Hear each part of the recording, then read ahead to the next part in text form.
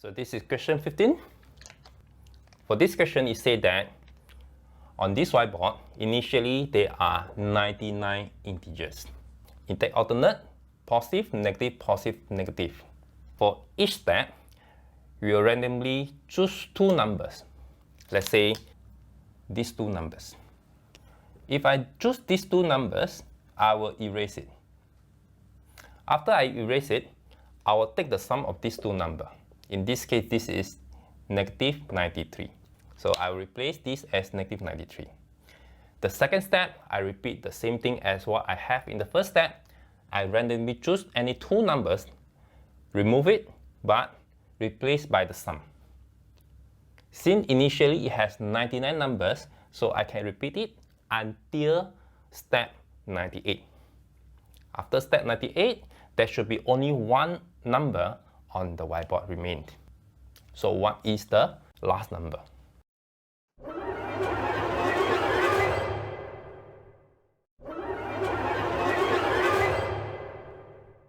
We denote that Sn to be the sum of numbers on whiteboard.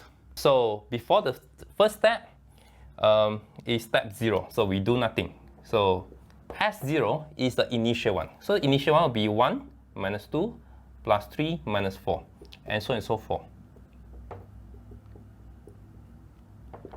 Okay, and I can write in this way. So each one will be a negative 1, a negative 1, and you have many negative 1. Then the last one is 99. And all of this, you have actually negative 49 plus 99. This is 50. The initial sum is 50. What happened for S1? So for S1, we remove any two numbers and replace by its sum. When we remove any two numbers and replace by its sum, it does not affect to the total. It does not affect to the total. So S1 is actually equals to S0. Is actually equals to S2, S3, and all the S.